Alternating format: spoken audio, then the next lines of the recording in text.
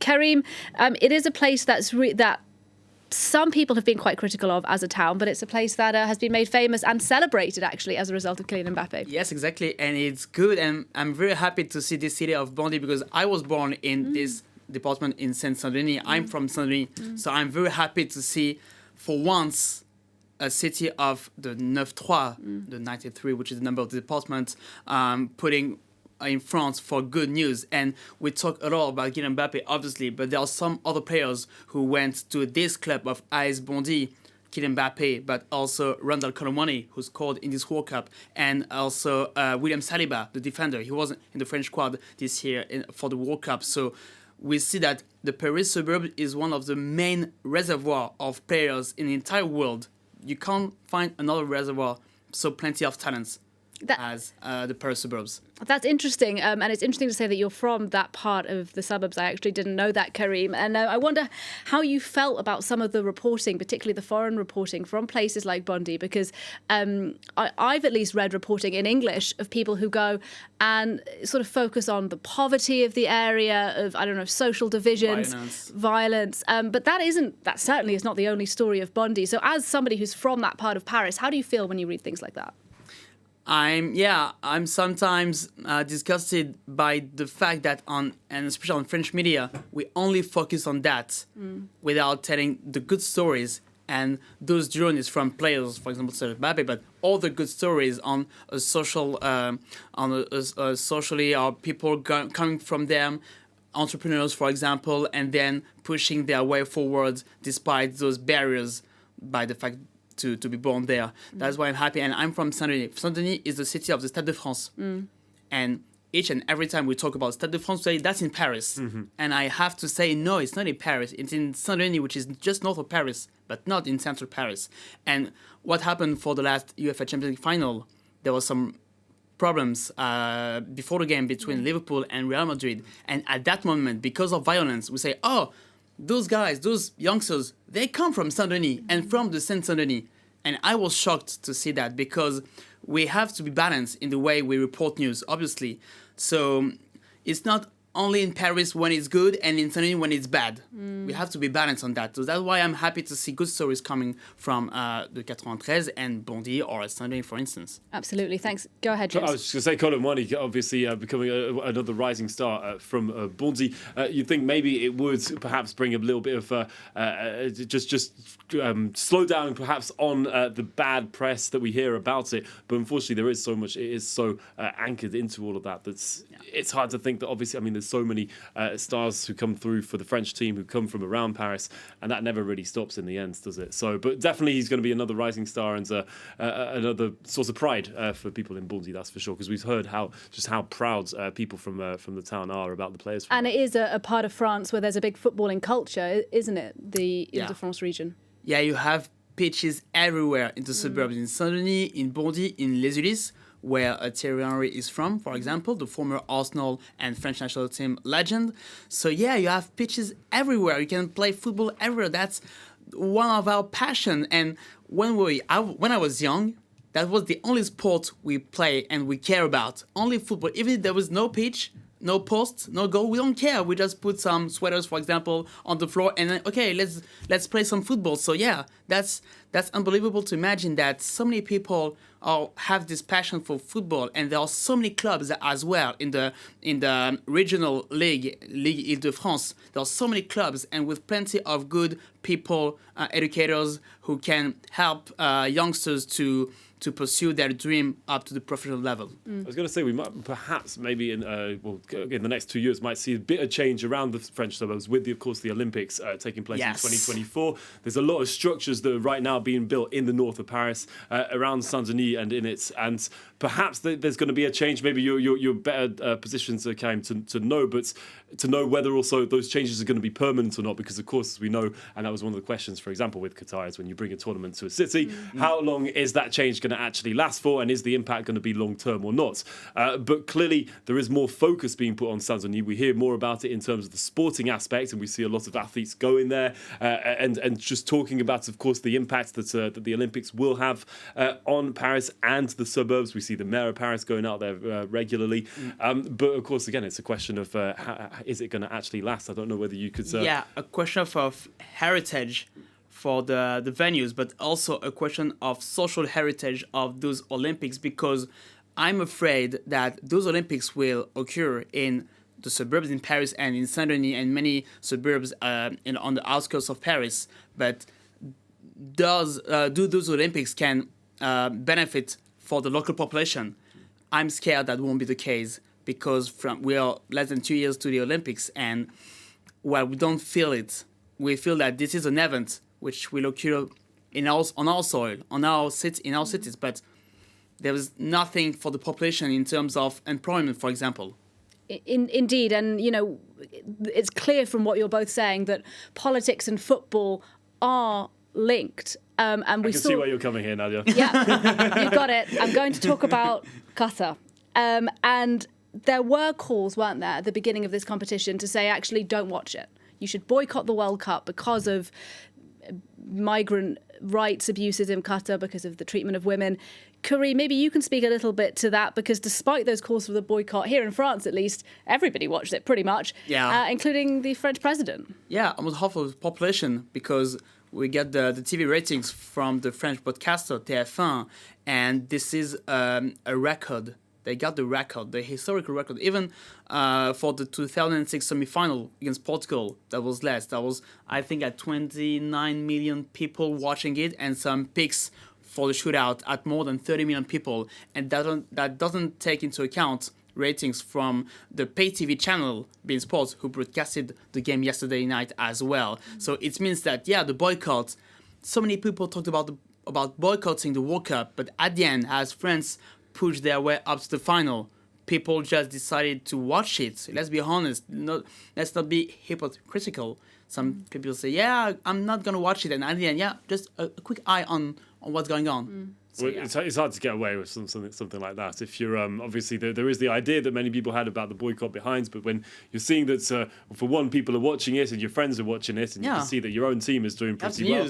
I mean, so many people before and so many big names also said that they weren't going to watch it. I don't know whether they watched the final in the end, but of course, this is it's not the idea of the boycott was about the human rights, about it taking place in Qatar and the corruption and many other topics behind that. But I don't think that takes away from the fact that there's still these discussions about it, whether it was boycott or not. And in the end, of course, you had plenty of people who were going there, not so many people from, as we've said, from France, who are now getting to see the French team for the first time in a month. But overall, in terms of excitement on the pitch, the World Cup has satisfied. I haven't seen the best level of football. Part of last night, which was pretty spectacular. But in terms of results on the pitch, you can't say that. I mean, Qatar have pulled it off brilliantly. One, you get France and Argentina in a final. You get Mbappé and Lionel Messi, two teammates from PSG, Qatari-owned club, of course, ending up in the final in Qatar.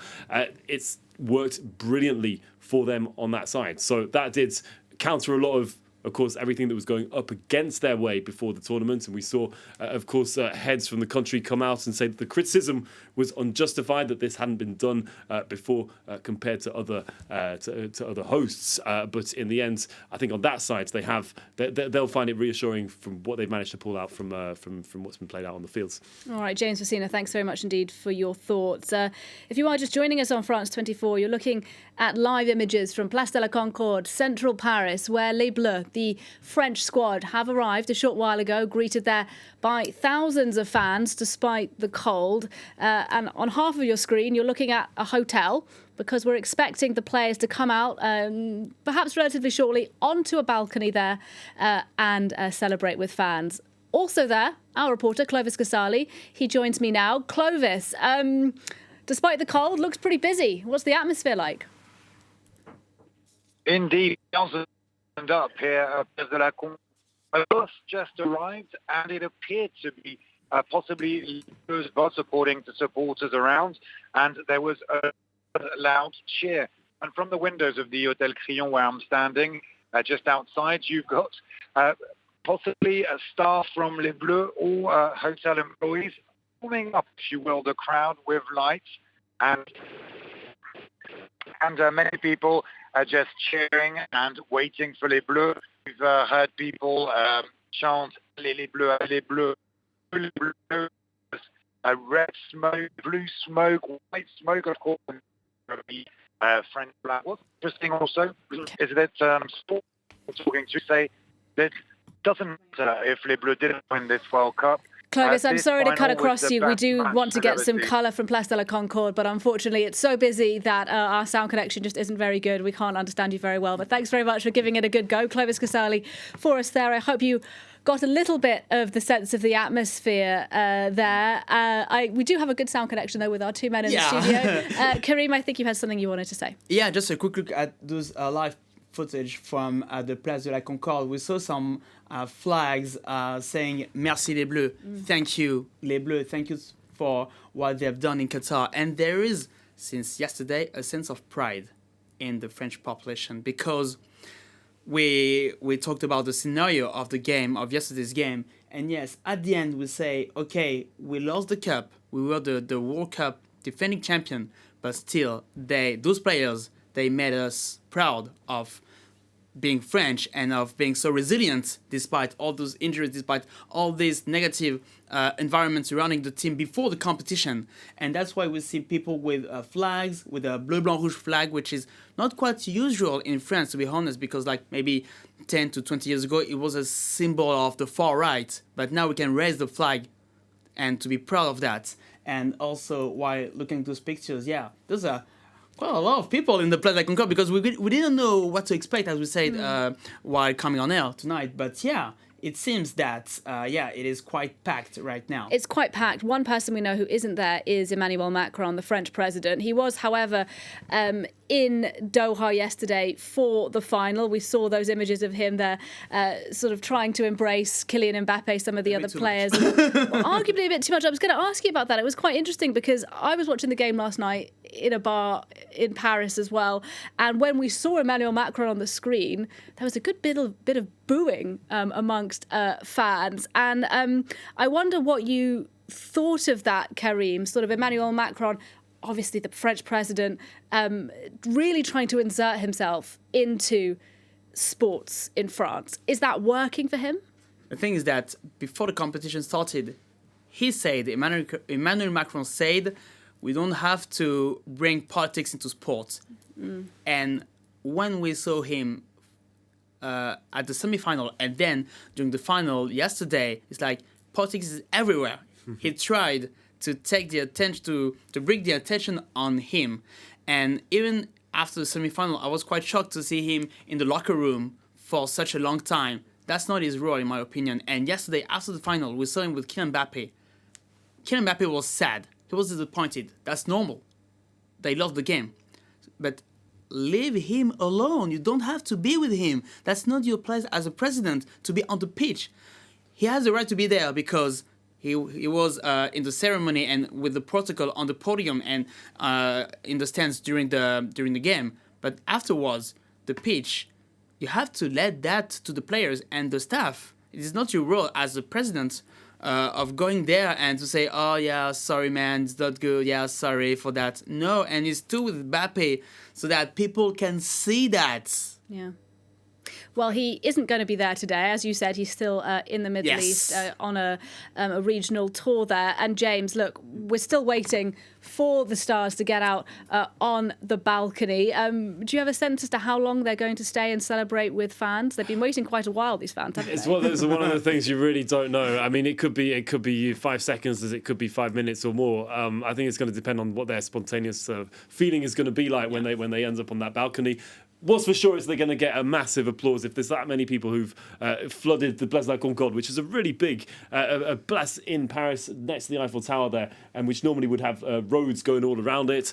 That's a lot of people. We've got no idea. I wouldn't be able to count how many are there. But you can imagine there's going to be a massive, massive, massive cheer coming on there. So let's hope that it does give them a little bit of assurance. Yeah.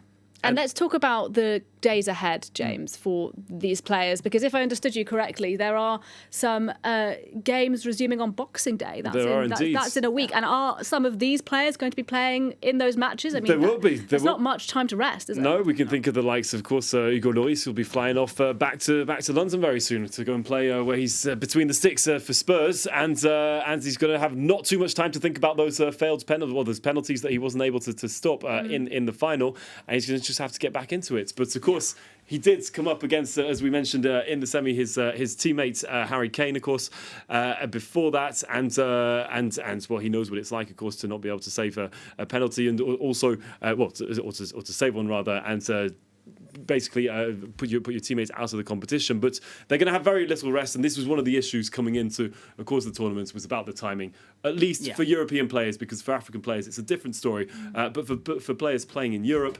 the idea is that they're going to now have to continue with the second half of their season without really having that much of a break, whether it's before or after. The question is, though, how are their legs going to feel like when it comes May? Because I do think that there is the argument of starting a World Cup earlier on. Your legs, in a way, are fresher, even though they didn't have the 3-week break as they would do before a normal World Cup. But it's, can they keep that stamina up throughout the rest? Obviously, there's been already so many injuries and issues building up to it.